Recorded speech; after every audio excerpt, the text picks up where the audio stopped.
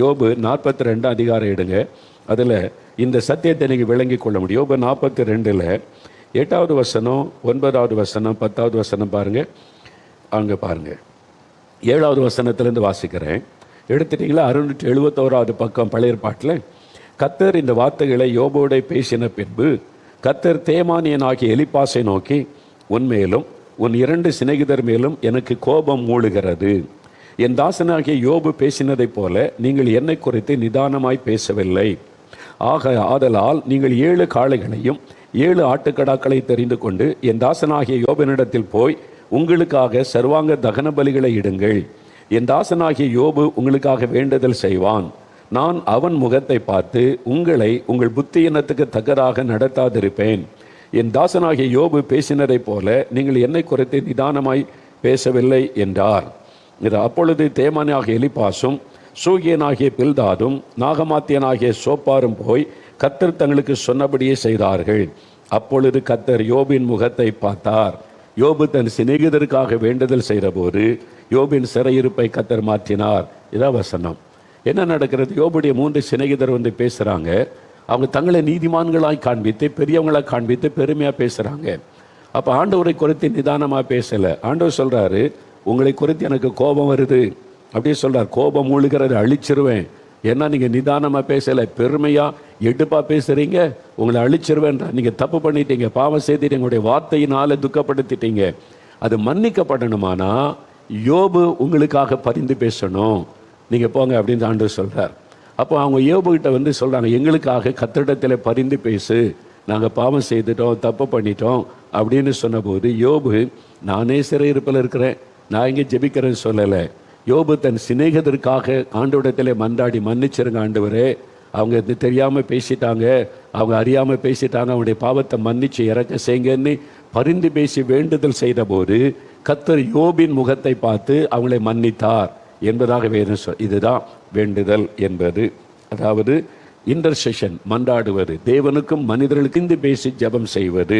இந்த ஜெபம் தான் ரொம்ப முக்கியமான ஒரு ஜெபம்.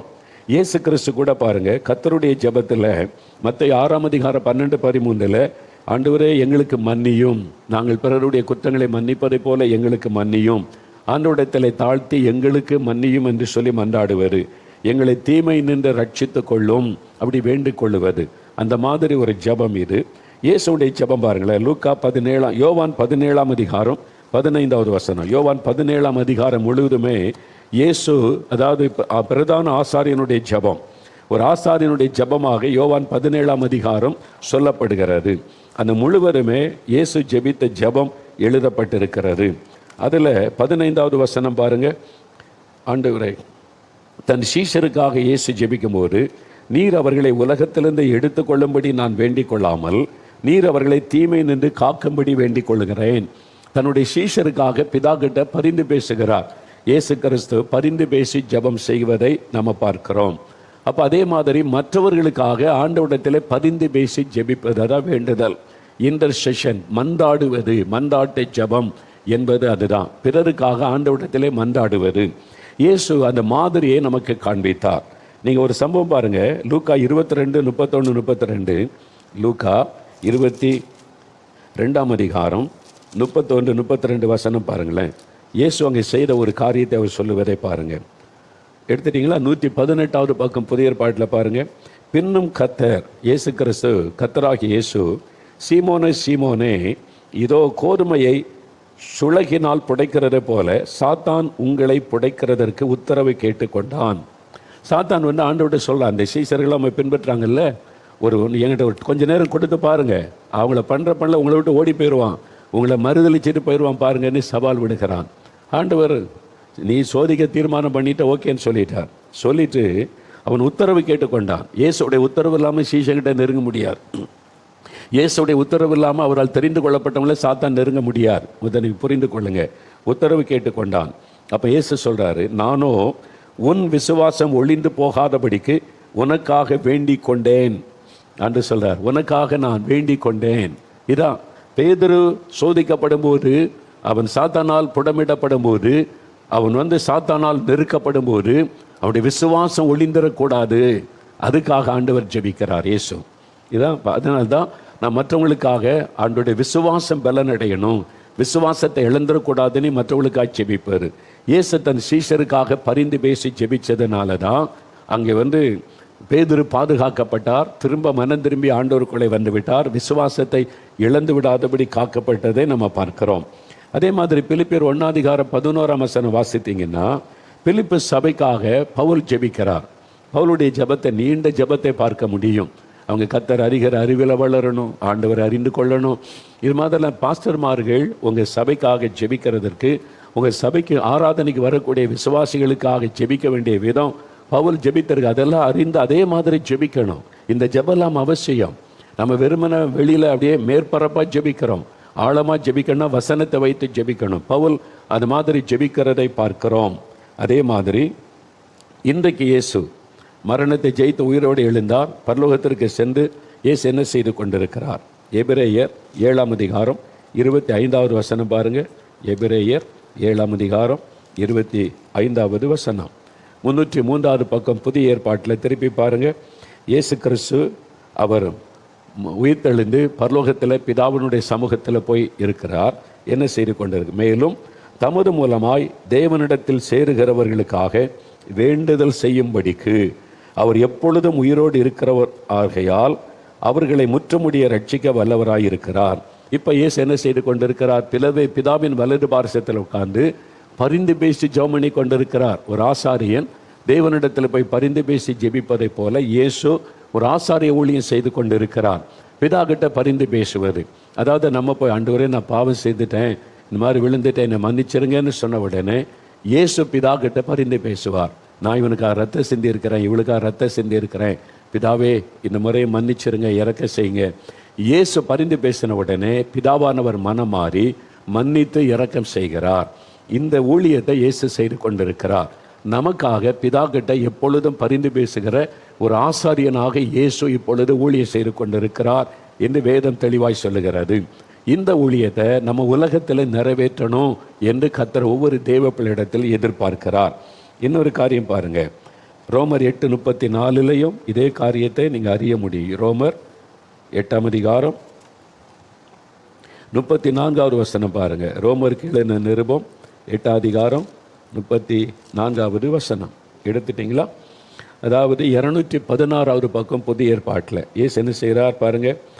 ஆக்கினைக்குள்ளாக தீர்க்கிறவன் யார்? அதாவது தேவன் தெரிந்து கொண்டவர்கள் மேல் குற்றம் சாட்டுகிறவன் யார்? தேவனால் அழைக்கப்பட்டவர்களை குற்றமாக ஆக்கினைக்குள்ளாக தீர்க்கிறவன் யார்? கிறிஸ்துவே மரித்தவர், அவரே எழுந்தும் இருக்கு, மரணத்தை ஜெயித்த உயிரோடு எழுந்தவர் இயேசு. அவரே தேவனுடைய வலது பாரசத்தில் இருக்கிறவர், தேவனுக்கு ஈக்குவலா வலது பாரசத்தில் அமர்ந்திருக்கிறவர் இயேசு. நமக்காக வேண்டுதல் செய்கிறவரும் அவரே. நமக்காக அவர் வேண்டுதல் செய்கிறார். அதான் மன்றாடுவது, பரிந்து பேசுவது. நம்ம பாவம் செய்யும்போது, தவறு செய்யும்போது பிதா கிட்ட ஆண்டவரே, அவன் மனிதன், பலவீனமுள்ளவன், சூழ்நிலையில் பாவம் செய்து தான் மன்னிச்சிருங்கன்னு பரிந்து பேசுகிறார். அந்த பாவத்தை மன்னிக்கும்படிக்கு நமக்காக வேண்டுதல் செய்கிறார். இயேசு அந்த ஊழியத்தை செய்கிறார், நமக்கு அந்த ஊழியத்தை கொடுத்திருக்கிறார். மற்றவங்களுக்காக வேண்டுதல் செய்யுங்கள் என்பதாக. ஆனால் இந்த எபேசியர் 6:18 பாருங்க. அதாவது மற்றவருடைய குறைகளையே பேசி கொண்டிருக்காம, இன்னைக்கு நம்ம நிறைய பேசுகிறோம், ஜெபிக்கிறது இல்லை. பேசுகிறத நிறுத்திட்டு ஜெபிக்க ஆரம்பிங்க, மாற்றம் வரும். ஒரு ஊழியக்காரன் மேலே, சபை மேலே, ஒரு மேலே குறை இருந்தால் அதையே திரும்ப திரும்ப திரும்ப பேசிக்கிட்டு இருக்காருங்க. அதுக்கு பதிலாக முழங்கால் போட்டு ஆண்டவரே இந்த குறையை மாற்றுங்க, அவங்களுக்காக நான் ஜெபிக்கிறேன், மன்னிச்சிருங்க, ஒரு மாற்றத்தை உண்டாகி ஜெபிச்சு பாருங்கள், மாற்றம் வந்துவிடும். இதை தான் ஆண்டவர் எதிர்பார்க்கிறார். ஆனால் இந்த எபேசியர் 6:18 பாருங்க, 269 பக்கம் புதிய ஏற்பாட்டில், எந்த சமயத்திலும் சகலவிதமான வேண்டுதலோடும் விண்ணப்பத்தோடும் ஆவியினாலே ஜெபம் பண்ணி அதன் பொருட்டு மிகுந்த மன உறுதியோடும் சகல பரிசுத்தவான்களுக்காகவும் பண்ணும் வேண்டுதலோடும் இழித்து கொண்டிருங்கள். இந்த வசனத்தில் நல்லா பாருங்க, இந்த 4 காரியம் இருக்குது. அங்கே கவனித்து பாருங்க. வேண்டுவது, விண்ணப்பம் செய்வது, ஜெபம் பண்ணுவது. பாருங்க, சகலவிதம் விண்ணப்பத்தோடு ஆவியினாலே ஜெபம் பண்ணி அதன் பொருட்டு மிகுந்த மன உறுதியோடும் சகல பரிசுத்தவான்களுக்காக பண்ணு வேண்டுதலோடும். 3 காரியம் இருக்கு அதில். வேண்டுதல், விண்ணப்பம், ஜெபம். எல்லாருக்காக ஜெபிக்கணும். மற்றவங்க தவறு செய்யும்போது ஆண்டவர்கிட்ட பரிந்து பேசி ஜெபிப்பது. ஆண்டவரே மன்னிச்சிருங்க, இறக்க செய்யுங்க, நான் உங்களுக்காக உங்களுடைய சமூகத்தில் நின்று ஜெபிக்கிறேன் என்பதுதான் பரிந்து பேசுகிற ஜெபம், மன்றாடுகிற ஜெபம் என்பது. ஒரு தனிப்பட்ட ஆளுக்காக மன்றாடி ஜெபிக்கதான் திறப்பில் நின்று ஜெபிப்பார், மன்றாடி ஜெபிப்பார். ஒரு பட்டணத்துக்காக, ஒரு தேசத்துக்காக ஜெபிப்பார். சில உதாரணங்களை பார்த்தா நமக்கு விளங்கிறோம். எண்ணாகமும் 12ஆம் அதிகாரம், பழைய ஏற்பாட்டில் எண்ணாகமும் 12ஆம் அதிகாரம் எடுங்க.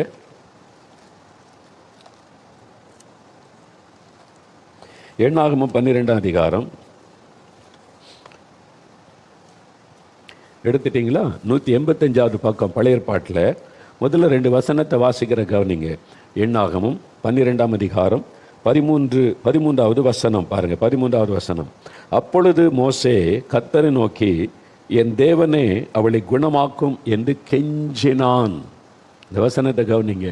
மோசே தேவனிடத்திலே கெஞ்சினான் என்று, பிசிச், ஆண்டவரே ஐ பிசிச் யூ லார்ட், கெஞ்சுகிறேன். மோசே தேவனிடத்தில் முகமுகமாய் பேசுகிறவர், ஆனால் இந்த காரியத்தில் கெஞ்சுகிறார் ஆண்டவரிடத்தில். இதுதான் யாருக்காக கெஞ்சுகிறார்? ஆண்டவரே எனக்கு கஷ்டம், வியாதி, பிரச்சனை, ஏதாவது செய்யுங்க. தனக்காக அல்ல.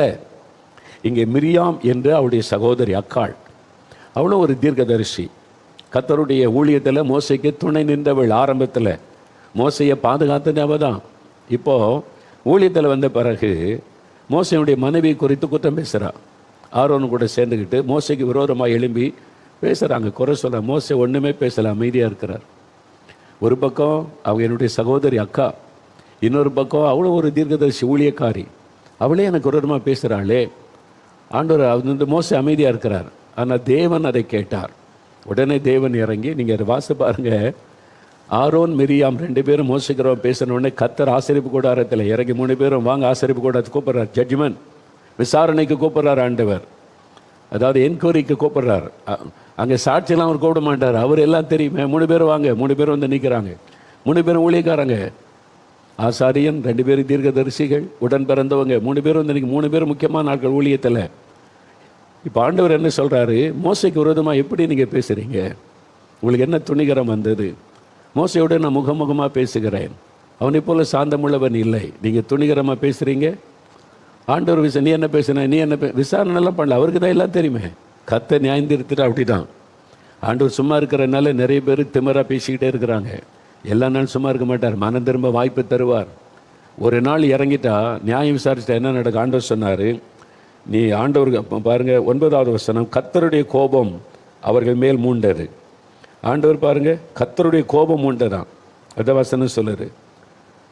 அப்படி கர்த்தருடைய கோபம் மூண்ட உடனே வசனம் சொல்லுகிறாரு, மிரியாம் உறைந்த மழையிலும் வெண்மையான குஷ்டரோகி ஆனாள்.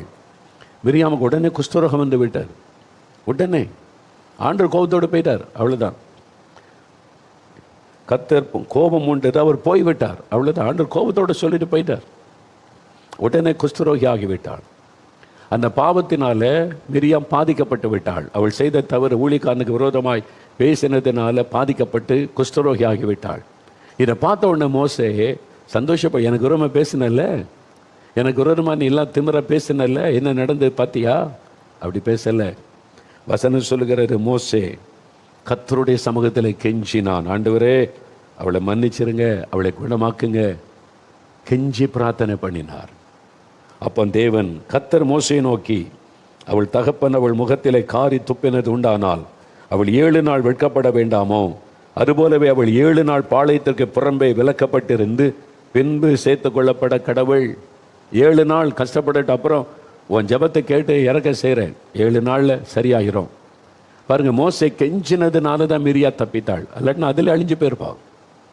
அப்போ நான் உங்களுக்கு விரோதமாக ஒருத்தர் பேசுகிறாங்க செய்கிறாங்கன்னா அவங்களுக்காக ஆண்டவரிடத்தில் மன்றாடுங்க, வேண்டுதல் செய்யுங்க, மன்னிச்சிருங்க ஆண்டவரை, இறக்க செய்யுங்க, பெருமெல்லாம் பேசாதுங்க.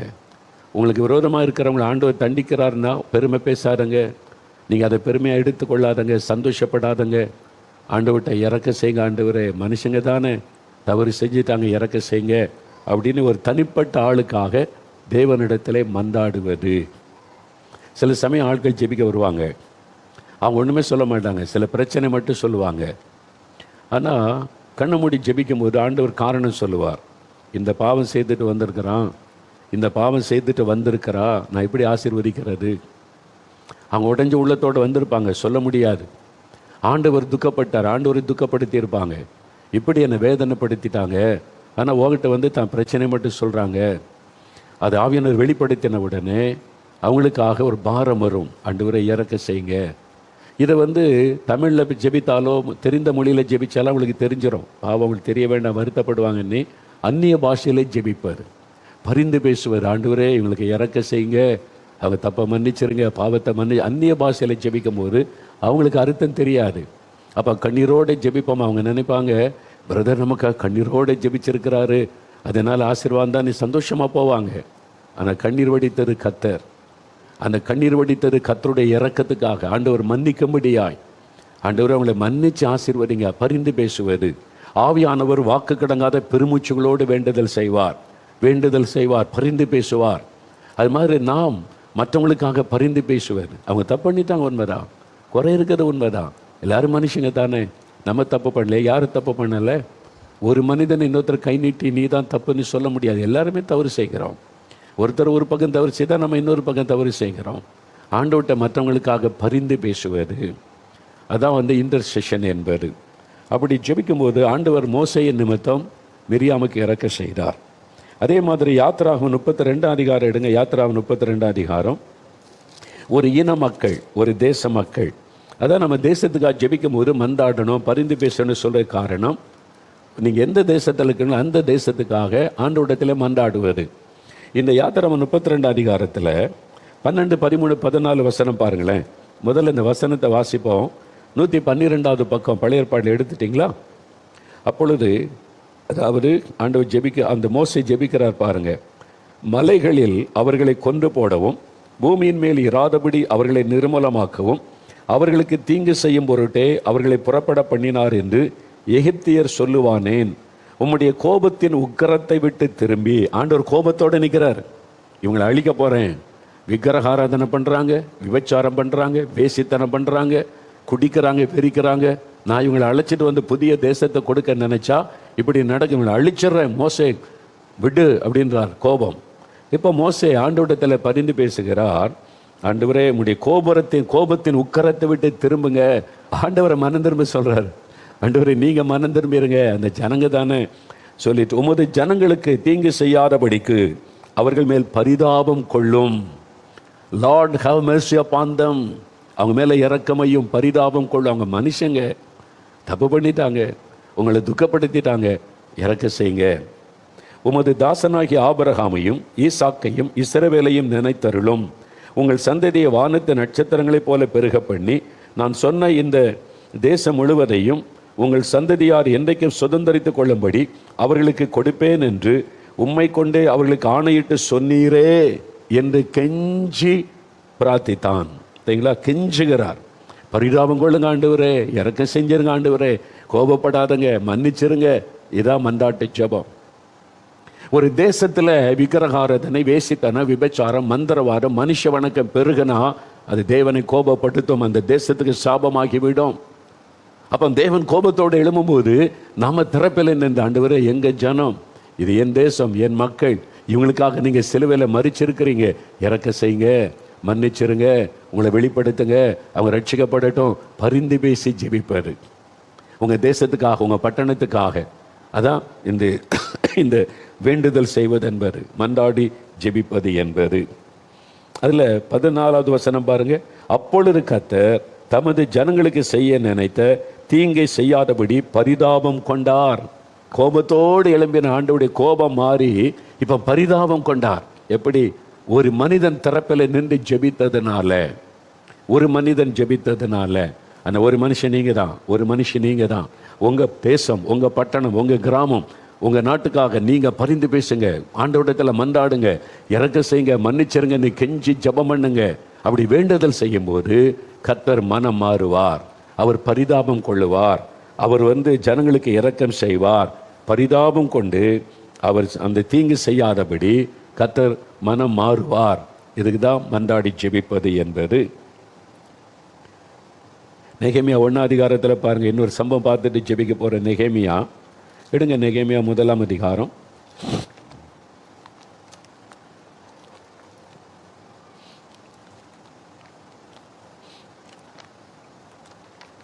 நெகேமியா 1 அதிகாரம். இது 603வது பக்கம் பழைய ஏற்பாட்டில். இப்போ நெகேமியா பாபிலோன் தேசத்தில் ஒரு அரண்மனையில் அடிமையாய் கொண்டு போகப்பட்ட நெகேமியா அங்கே ஆண்டவரால் உயர்த்தப்பட்டு அரண்மனையில் நல்ல வேலை, பான பாத்திரக்காரன். அப்போ ராஜாவுக்கு பக்கத்தில் இருக்கிற வேலை. ஒரு அந்நிய தேசத்தில் அடிமையாக கொண்டு வரப்பட்டவனுக்கு எவ்வளோ உயர்வு! கர்த்தர் அவனுடைய உண்மையை பார்த்து உயர்த்தி இருந்தார். அதாவது ராஜா குடிக்கக்கூடிய பானத்தை இவர் ருசி பார்த்து ராஜாவுக்கு கொடுப்பான், பான பாத்திரக்காரன். ஏன்னா ராஜாவுக்கு யாராவது விஷம் கலந்துருப்பாங்களோ அதனால் சந்தேகப்பட்டு பக்கத்தில் ஒரு வைத்து அவன் குடித்து சோதித்த பிறகுதான் ராஜா குடிப்பாங்க.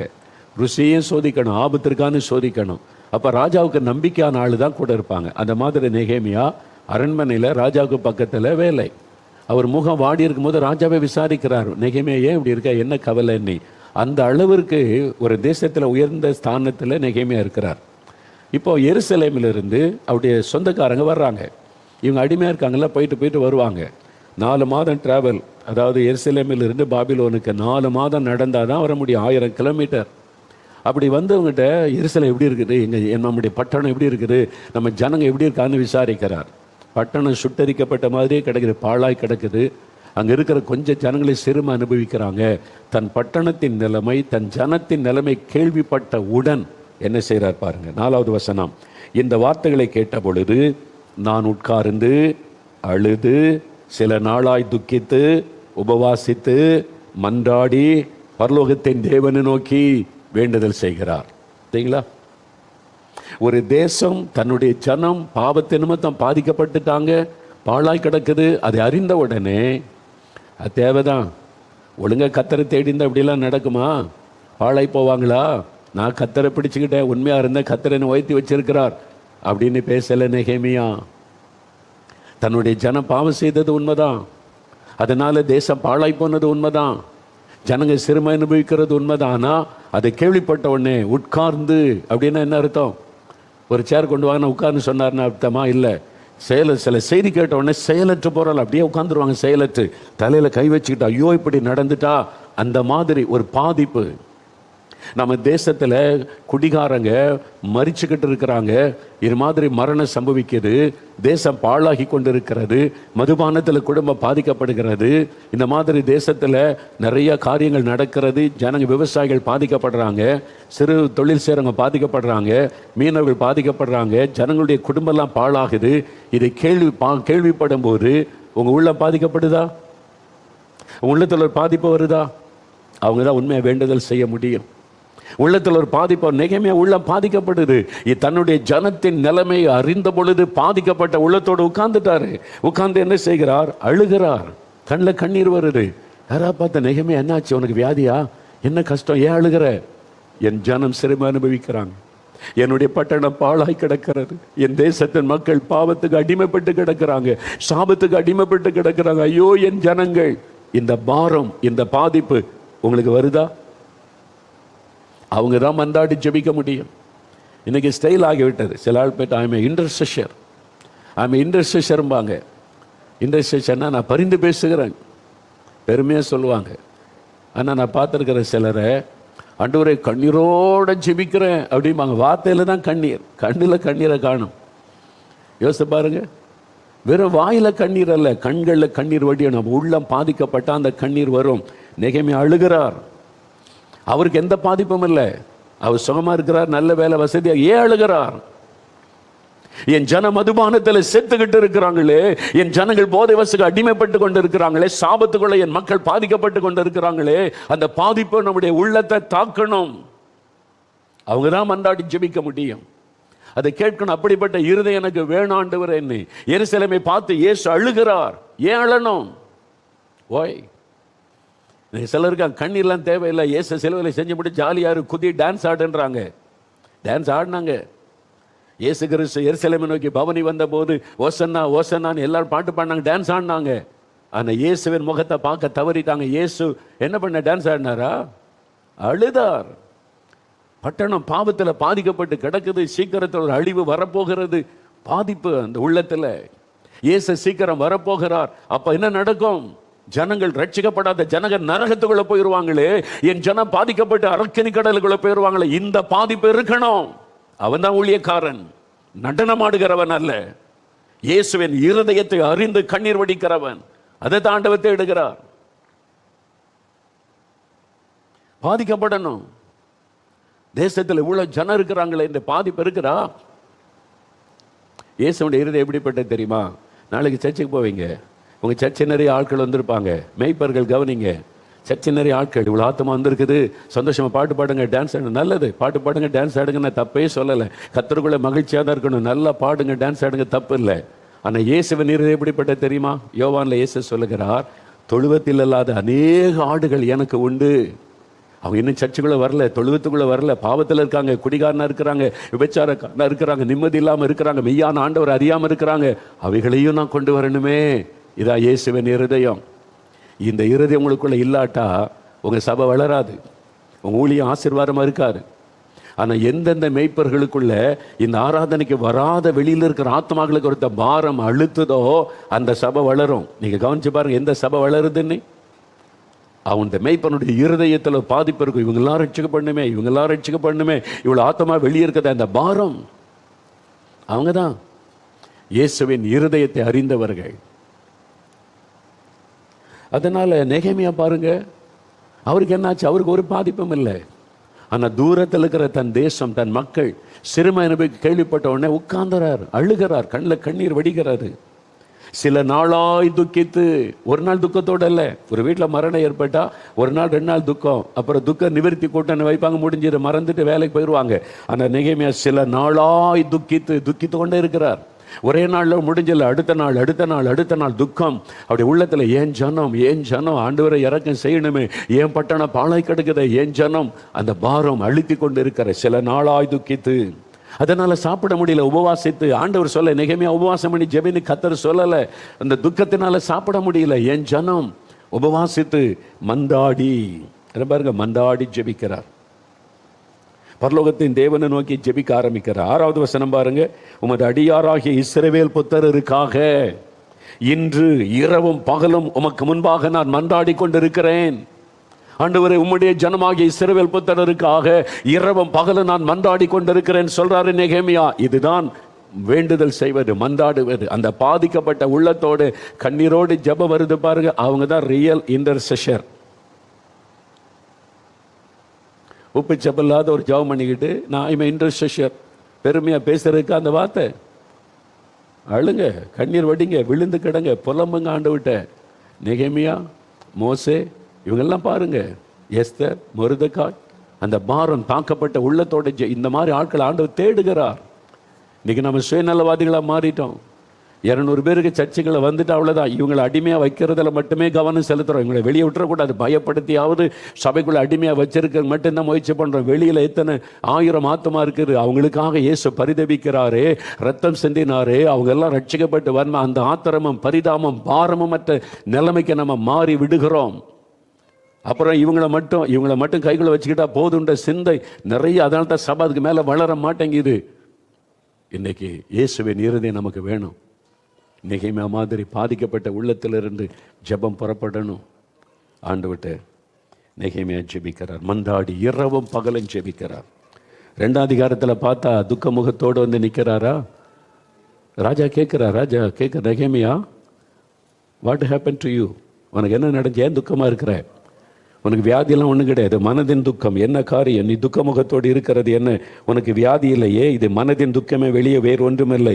ராஜா கேட்குற, தேசத்தின் ராஜா, அவ்வளோ பெரிய பிரபலமானவர், இப்போ இருக்கிற சாதாரண ஆள் அல்ல. அவர் கேட்குறார்.